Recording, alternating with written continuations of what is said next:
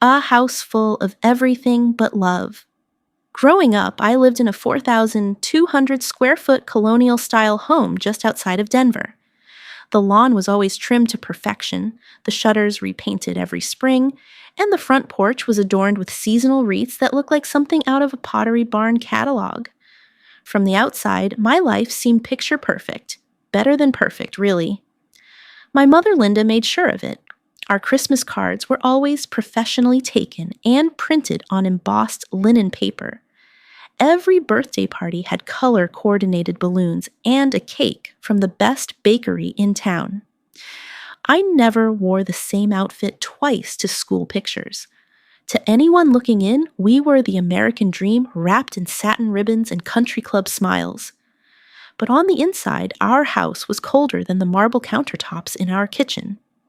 My father, Thomas, was a financial advisor who ran his own firm downtown. He drove a leased Lexus, wore polished Allen Edmonds shoes, and believed that earning respect started with a firm handshake and a 750 credit score. He provided well. Our pantry was never empty, the air conditioning always ran in the summer, and the Wi-Fi signal never dropped. But he also made sure we all understood the unspoken rule. Everything came at a price. As long as I pay the bills, you'll follow my rules, he'd say with a smile that never reached his eyes. It wasn't a threat. It was a reminder. A reminder that money was the leash, and he held the other end. It wasn't about parenting. It was about control. Pure and simple. Then there was Linda, my mother. A former homecoming queen and valedictorian, she peaked in 1989 and had been coasting on that crown ever since. She ran the household like a brand manager runs a luxury brand. Presentation was everything. My messy bedroom? An embarrassment. My thrift store hoodie? A disgrace. My choice of friends? Unacceptable unless their parents had memberships at the same tennis club. She didn't raise a daughter. She curated one. From an early age, I learned that love in my family was conditional. Hugs were earned, not given. Praise only came when I exceeded expectations, and even then, it was often just a nod or a tight-lipped, "That's more like it." I remember winning second place in a statewide art contest in the 8th grade. I ran home, beaming, clutching my ribbon. Linda looked at it for a half second and said, "Why not first place?" There was no warmth in our house, only performance, only optics. I wasn't allowed to just be a child. I had to be an investment worth the return. My childhood wasn't measured in milestones, but in metrics. GPA, SAT scores, how many volunteer hours I logged at the library, whether I got invited to the right birthday parties. My parents didn't raise me to thrive. They raised me to impress. When I chose to major in graphic design at a state university, despite a partial scholarship, they saw it as a betrayal. Artists don't make money, Thomas reminded me during one of our monthly budget reviews, where he'd dissect my debit card transactions like a forensic accountant. Linda chimed in with thinly veiled disdain. "Your cousin Stephanie chose accounting, and she already has a job lined up at Deloitte." They spoke of dreams the way people speak of dirty dishes, something that needs cleaning up. From the outside, we looked like a successful modern American family. Financially stable, socially respected, well-groomed and well-behaved. But inside that house, I was drowning in silence, shame, and expectations that didn't belong to me. I felt like a performer who forgot her lines. Every step I took felt like a mistake I couldn't afford. And yet, I clung to the hope that one day the performances would be over. That one day, I'd walk into that kitchen, pour myself a cup of coffee, and hear something other than criticism in the air. That maybe, just maybe, my parents would see me not as a burden or a brand to polish, but as a person. Instead, on my 22nd birthday, I was handed a suitcase and told to leave. But that's not where my story ends. It's where it begins. Invisible chains and velvet nooses. By the time I turned 18, I understood that my parents didn't just raise me, they managed me. If my childhood was controlled, my early adulthood was micromanaged with surgical precision. My parents didn't loosen their grip when I moved into the dorms. They just changed tactics. Their favorite tool, money, or more accurately, access to it. Thomas insisted I set up joint bank accounts for convenience, he claimed. It'll be easier to send you tuition and grocery money. What he meant was, I want to monitor every dollar you spend, and he did. If I bought a $3 latte at the student union, I'd get a text. If I picked up a secondhand sketchbook, it would be followed by an email titled Budget Discipline with bullet points and passive-aggressive questions like, is this the behavior of someone serious about her future? Every purchase was a performance review. Every dollar spent was a demerit. I learned early on that financial support from my parents wasn't support. It was leverage. And Thomas wielded it like a weapon. Tuition, conditional, gas money, subject to quarterly evaluations. Even my car, a used Honda Civic bought in my senior year of high school, was technically in his name.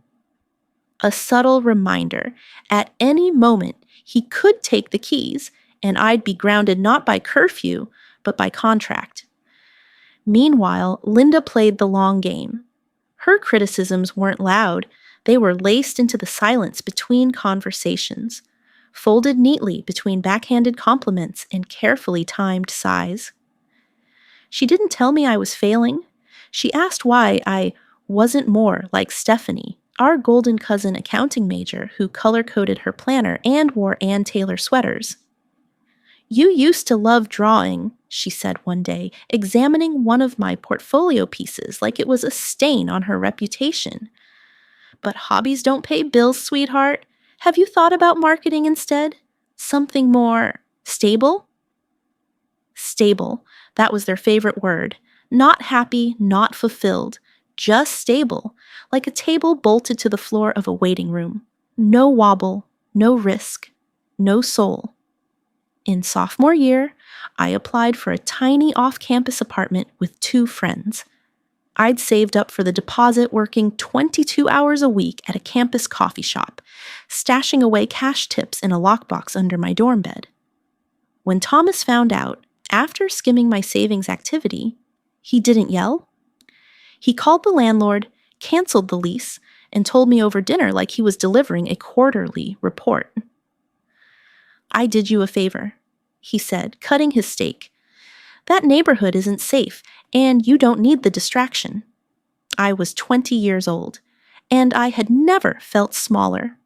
Linda, of course, stood by with that cold, approving smile, the same one she wore in every family photo. You'll thank us later, she said, pouring herself a glass of Pinot Grigio. You're just not ready to live on your own. It wasn't just about the money, it was about control disguised as concern. Obedience disguised as love. They weren't just managing my finances, they were managing my identity. When I chose graphic design as my major, they both looked at me like I'd announced I was running away to join the circus. You've always been creative, Linda said, but maybe it's time to grow out of that. Thomas didn't even try to hide his disdain. Artists starve. You think someone's going to pay you to doodle on a computer? Every month during our obligatory video call budget meetings, he'd question every penny I spent on software licenses or design tools. Why pay for Photoshop when Microsoft Word is free? He asked once, genuinely baffled. That kind of thinking was why I stopped telling them about my life altogether. Why I started taking half my pay in cash. Why Sophie, my best friend, became the only person I told everything to. She saw the toll it was taking on me, the way I flinched when my mom called, how I lost weight from stress and skipped meals to make budgets stretch. She knew, even when I didn't, that I was unraveling. By the time senior year rolled around, the emotional leash tightened into a noose. Thomas gave me an ultimatum over Sunday dinner, one of those quiet, steel-nerve conversations where the stakes weren't just implied. They were underlined with every slice of his knife through grilled chicken. "Switch to business or finance," he said, "or we stop paying for college." 4 years of stress, sacrifice, and soul-searching, dismissed with a shrug. And Linda, with her wine glass half full and her heart even emptier, simply nodded. "We only want what's best for you." But they didn't want what was best. They wanted what was controllable, predictable, appearances kept clean, reputation untarnished. It was then I realized I wasn't living my life. I was performing theirs. And that performance, it was about to end. The birthday that broke everything. By the time my 22nd birthday crept onto the calendar, I was running on hope and habit. Hope that maybe things would shift, and habit because it was easier to pretend than to confront the truth. I should have known better. That week, I tried to keep my expectations in check. I didn't want a party or a parade. I just wanted a quiet dinner with my best friend Sophie, maybe a chocolate cupcake from the campus bakery, and, for once, acknowledgement that I was a person, not a project. Instead, I got an eviction. The morning started like any other Tuesday in our house, clinical and cold. I came downstairs to find my mother scrolling through emails on her tablet, her coffee black and untouched. My father, behind the Denver Post, buttered his toast with the same mechanical precision he used to slice through my self-worth. "Good morning," I said, my voice light but hesitant. My mother didn't even look up. "We're aware of the date, Emily," she said flatly when I reminded them it was my birthday. There were no cards, no breakfast, no kindness. Still, I held on to that last thread of naive hope. Maybe they were planning something later. Maybe this was just their usual emotional frost. I went to campus and buried myself in classes. Sophie surprised me with lunch and a bracelet she'd braided herself, my favorite colors woven into soft thread. She tied it around my wrist and smiled. "This year is going to be better. I can feel it." I nodded, not trusting myself to speak. When I got home around 6:30 p.m., something felt off. My parents were both seated in the living room, not their usual separate corners, but side by side like corporate executives awaiting a presentation. My father had a manila folder on the coffee table. My mother's lips were pressed into that familiar tight line, the one she wore at funerals and parent-teacher conferences. "Sit down, Emily," my father said. I didn't even take off my shoes. I just sat, heart pounding. "We've been reviewing the household finances," he began, opening the folder like a lawyer presenting evidence. I blinked. "My expenses?"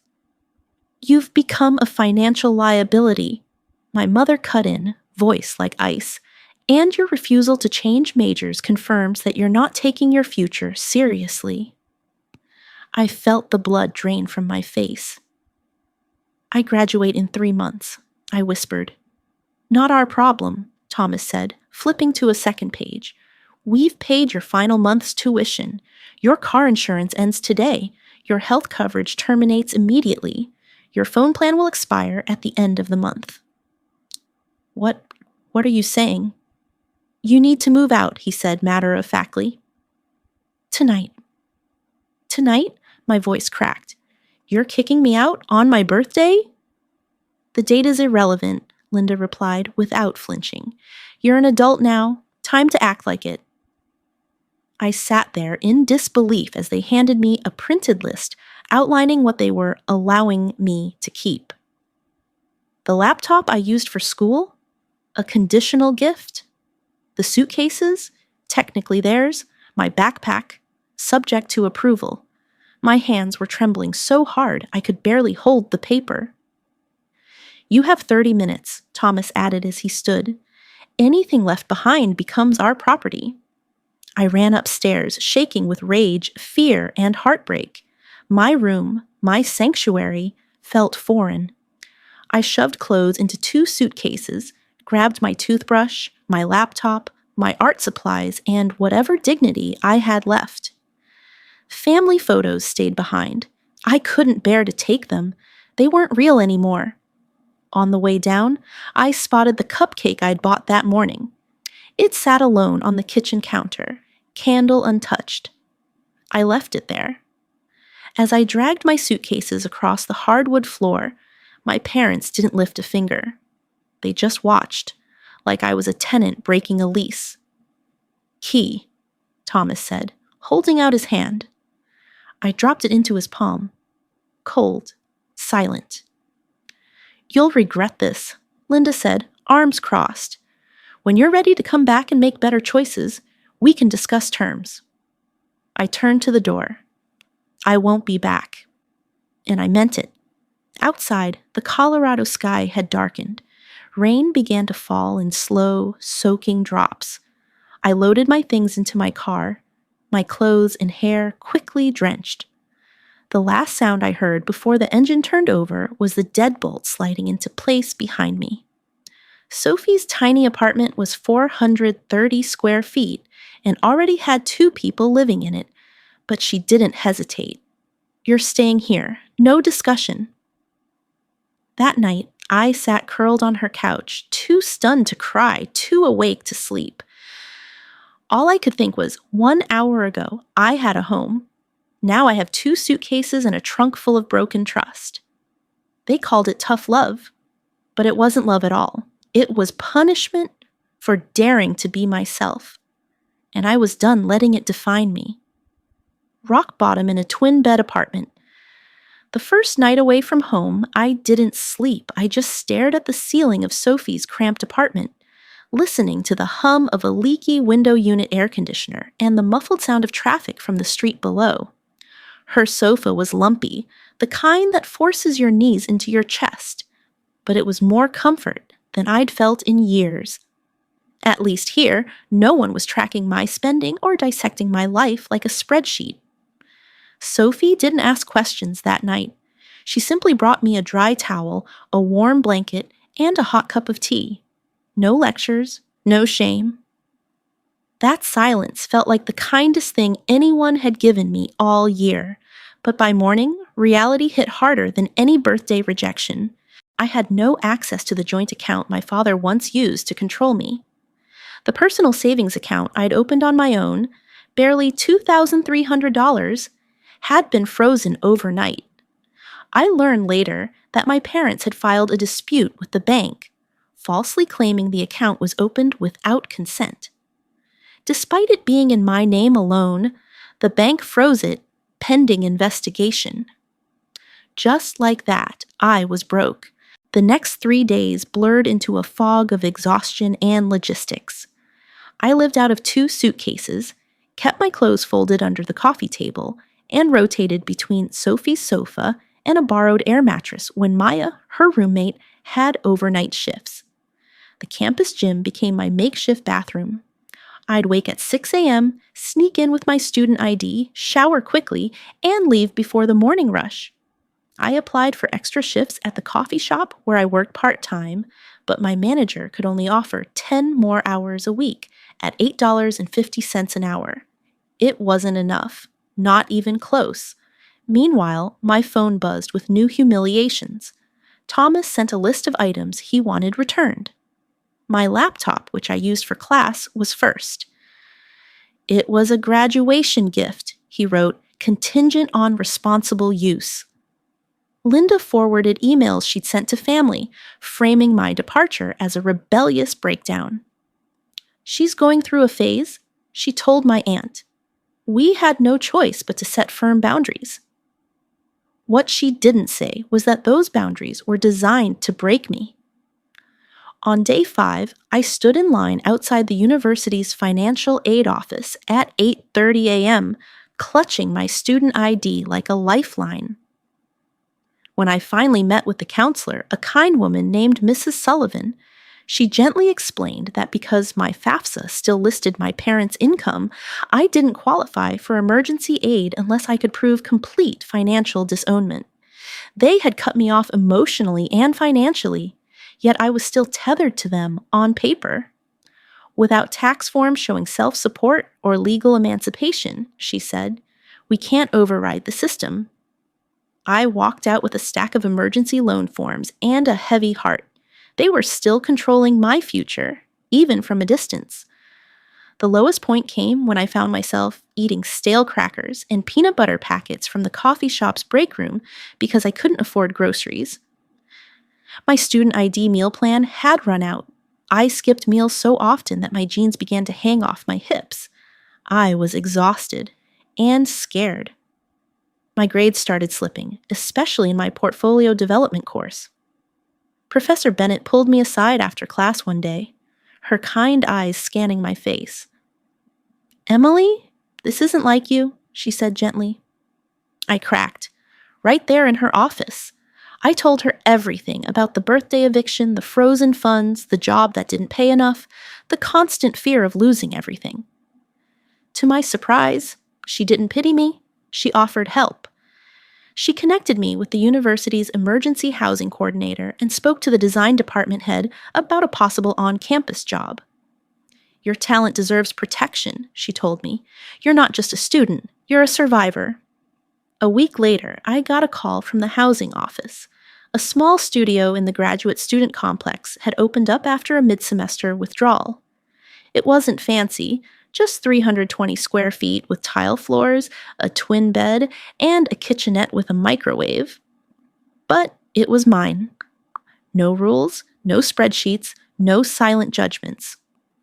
I unpacked my bags for the first time in weeks, folded my clothes into drawers, and exhaled for what felt like the first time since my birthday. My coffee shop job still didn't pay enough, but the on-campus design assistant role offered 20 hours a week at $12.75 an hour. Enough to survive. I started helping design event flyers, social media graphics, and banners for faculty seminars. It wasn't glamorous, but it counted. Every paycheck was proof that I could build a life without their approval. Rock bottom didn't look the way I thought it would. It wasn't sleeping on a bench or begging strangers for money. It was quieter, more invisible. A bright, talented 22-year-old washing up in the gym and rationing peanut butter in the back of a campus cafe. But it was also the moment I realized, if I could survive this, I could survive anything. A different kind of payback. Rock bottom teaches you things no textbook ever will, like how to hide your pain behind a polite smile, how to survive on microwave ramen and dignity, and, perhaps most importantly, how to take your power back, piece by calculated piece. After I moved into that tiny studio apartment, something inside me shifted. For the first time in my life, I was completely untethered from my parents. No safety net, no backup plan, no surveillance, and no more illusions. They hadn't just kicked me out, they'd stripped me of stability, lied to extended family, sabotaged my finances, and treated me like a failed investment. They weren't just controlling, they were cruel. And I was done being the quiet daughter.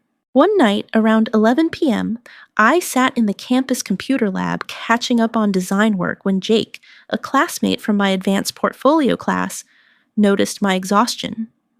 He pulled up a chair next to me and asked the question no one had dared. "What's really going on with you?"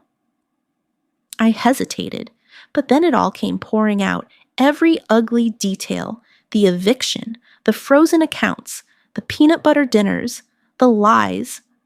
I expected judgment or pity. Instead, Jake leaned back and said something I'll never forget. "My dad did the same thing, tried to control me with money when he couldn't do it emotionally." That shared wound cracked something open. We talked for hours. And in that quiet conversation, an idea took root. Not revenge born of rage, but justice born of clarity. I didn't want their money. I didn't want to hurt them. I wanted them to feel what I had felt. Powerless. Unseen. shaken, and I knew exactly where to start. Years earlier, I had helped my dad set up his online banking profiles. Thomas was brilliant with money, but borderline helpless with technology. I'd created his passwords, security questions, and linked recovery emails, all using my contact information just in case. I never imagined that just in case would be now. With Jake's help, we laid out the boundaries. No hacking, no fraud, nothing illegal, just exploiting the very systems my parents had carelessly left open. The beauty of a credit freeze, Jake explained, is that it's technically a security feature. You're not breaking anything, you're protecting it, just a little too well. Over the next few nights, I worked quietly from public networks and campus computers. Using legitimate credentials I had previously created, I triggered security freezes on my parents' major credit accounts, Equifax, TransUnion, and Experian. Then I requested temporary holds on their credit cards, citing potential unauthorized activity. I didn't cancel anything. I just created enough red tape to tie up their entire financial ecosystem. Slight tweaks to recovery emails, subtle misspellings in security answers, just enough to flag verification issues. Their accounts weren't broken, just inconveniently inaccessible. It wasn't destruction, it was disruption. And the results came fast. 2 days later, my cousin Stephanie forwarded me a screenshot from the family group chat. My mother was panicking about identity theft, blaming system glitches and faulty security. Thomas had a client lunch canceled because his corporate American Express failed at the table. Their country club dues went unpaid, resulting in a temporary suspension of privileges. They were unraveling. And I watched it all unfold, not with glee, but with quiet, eerie satisfaction. The same kind of satisfaction you feel when a bully finally trips over his own arrogance. Still, I wasn't prepared for how fast it spread. Linda's credit card failed during brunch with her garden club. She had to call another member to cover the bill. Thomas's leasing company called about a missed car payment. Mutual friends started whispering that something must be going on with their finances. Their perfect image, so meticulously curated, was cracking. Meanwhile, I was rebuilding. Thanks to Professor Bennett's recommendation, I was offered a summer internship interview with a boutique design firm in Boulder. I secured a small grant for independent students and picked up a second part-time gig designing flyers for campus events. I had food in my fridge, rent paid through the semester, and my first taste of real autonomy. But the best part, I didn't need to check my parents' bank accounts anymore. Because I finally understood, revenge wasn't the real victory. The real victory was living a life they no longer had any power to influence. Still, I wasn't cruel. After 2 weeks of chaos, I created an anonymous Gmail account and drafted a detailed email with instructions on how to unfreeze their credit and regain access to everything.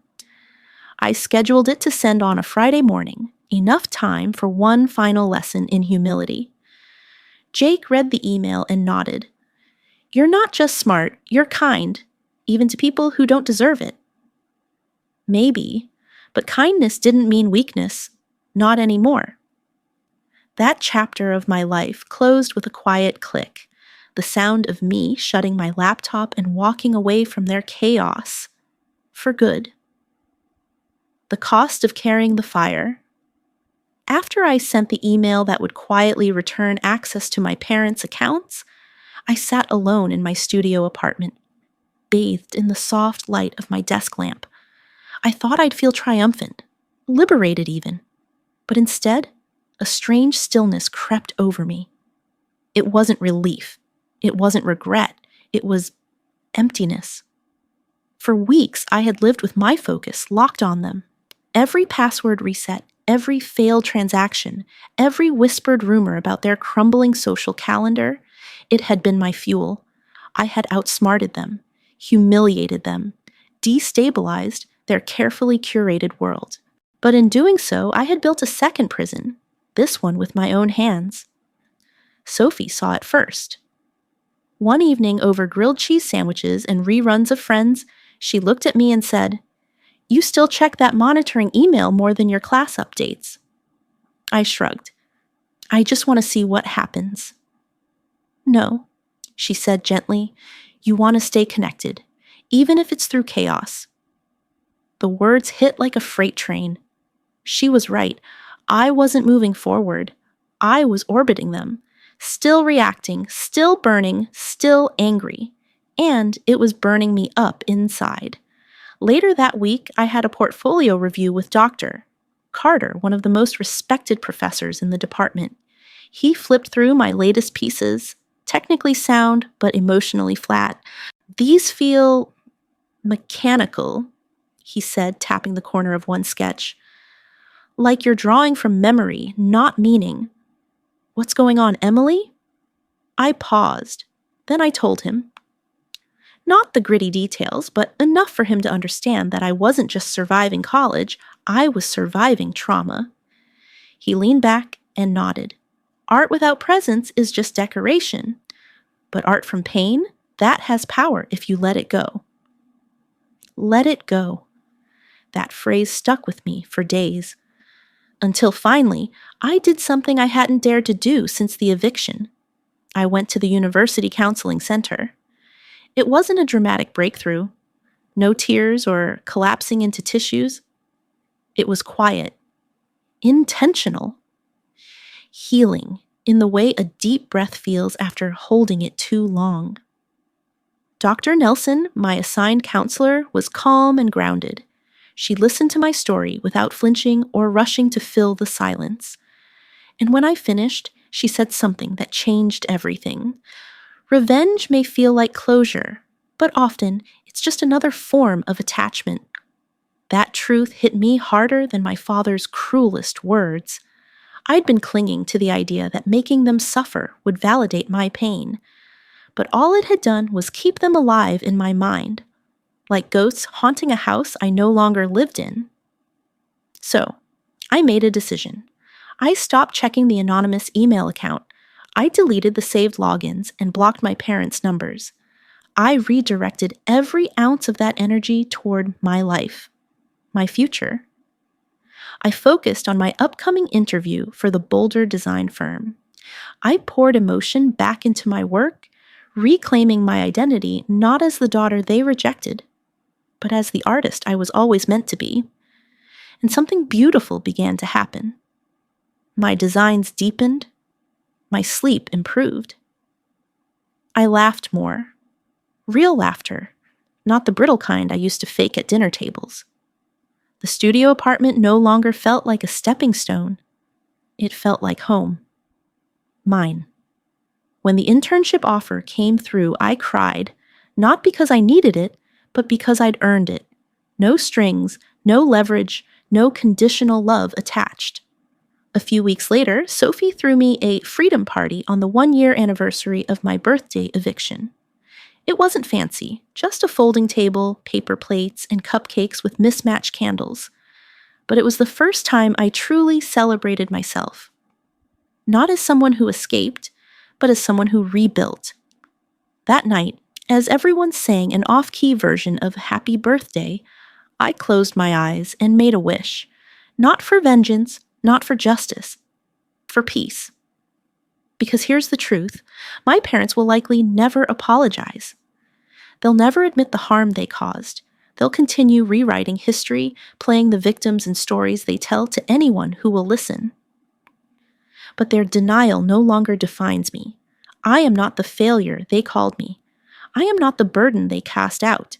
I am Emily, a survivor, a designer, a woman who walked through fire and chose not to carry the flames into her future.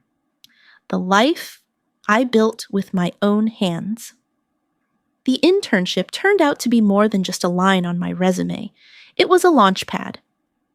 For 12 weeks, I worked under seasoned designers who treated me like a peer, not a problem to manage. They valued my ideas, trusted my instincts, and saw potential in places my parents never bothered to look. By the end of the summer, the firm offered me a junior designer position. Modest salary, yes, but it was mine. Every cent earned, not inherited. I signed the offer with shaking hands and a steady heart. With that paycheck came real independence. I moved into a 2-bedroom apartment with Sophie and Rachel, another student from the design department. It wasn't anything fancy. Laminate floors, a shared bathroom, and a tiny balcony overlooking the alley. But it was filled with warmth, music, and laughter. We cooked simple dinners together, swapped grocery store coupons, and decorated with string lights from a thrift shop.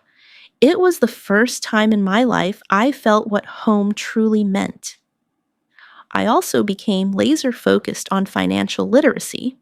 I opened a new checking account in my own name, started a $500 emergency fund, and tracked every dollar in a spiral notebook I kept on the kitchen counter. I learned about credit scores, renter's insurance, and how to avoid the traps my father once used as weapons. Freedom, I discovered, wasn't just emotional, it was financial too. And through it all, I kept creating. My design work evolved, not just in skill, but in spirit. My professors noticed, clients noticed, even strangers at portfolio shows commented that my art felt alive. When a gallery owner from Boulder invited me to display 2 pieces in a showcase for emerging artists, I cried on the bus ride home, not because I needed validation, but because I believed it now. I was good, not because someone allowed me to be, but because I kept going. As my world expanded, so did my chosen family. Sophie became more than a friend. She became my anchor. Jake, whose tech guidance helped me during my darkest hours, remained a close confidant. Maya and I bonded over weekend hikes and photography, while Rachel introduced me to spoken word poetry and late-night ramen rituals. These weren't just people in my life. They were people who saw me, who clapped for my wins, sat with me through the lows, and asked for nothing in return. A year ago, I had stood in the rain, holding 2 suitcases and a broken heart. Today, I stood in a studio lit with morning sun, surrounded by work I loved, people who respected me, and a future I'd built from the ashes. No trust fund, no manipulation, just grit, grace, and a girl who refused to give up, because sometimes the family you build from scratch is the one that finally feels like home. The strength to walk away and stay gone. As the seasons changed outside my studio window, spring giving way to a warm Colorado summer, I realized something profound. I had finally stopped looking over my shoulder. The anger that once fueled me had burned itself out, replaced by something sturdier, quieter, peace. That didn't mean I forgot. Healing isn't erasure. It's evolution. I still remembered the sting of my father's words, the finality of the door locking behind me on my 22nd birthday. But those memories no longer dictated my direction. They were just that. Memories, not shackles. Therapy helped. So did time. But most of all, it was choice. The daily choice to not respond to guilt-tripping emails. The choice to delete voicemails that started with, "We miss you, but..." The choice to keep building, not in spite of my past, but because I had finally outgrown it. I thought the hardest part of all this would be surviving on my own. It wasn't. The hardest part was refusing to return to people who only offered love with conditions. Many nights, I'd lie awake wondering how different life might have been if my parents had simply believed in me. But eventually, I stopped asking, why didn't they love me better? And started asking, why did I believe I had to earn their love in the first place? That shift, that tiny seismic shift, is where the real healing lived. Now, When I sit at my desk designing logos or creating brand stories for clients, I realize I'm doing more than just art. I'm shaping my own legacy, one built not on performance, but purpose. I've learned that family isn't defined by DNA, but by presence, by those who show up, who stay, who cheer from the sidelines when there's nothing to gain. So no, I didn't get a parent at graduation. I didn't get a birthday hug, a heartfelt apology, or a redemption arc. What I got was better. I got myself back. And in the end, that's the kind of success no one can take away. The price of conditional love and the power of walking away. This story is a powerful reminder that not all success is measured in square footage, private schools, or trust funds. Sometimes the greatest triumph comes from breaking free, from emotional control disguised as care, and from love that comes with strings attached.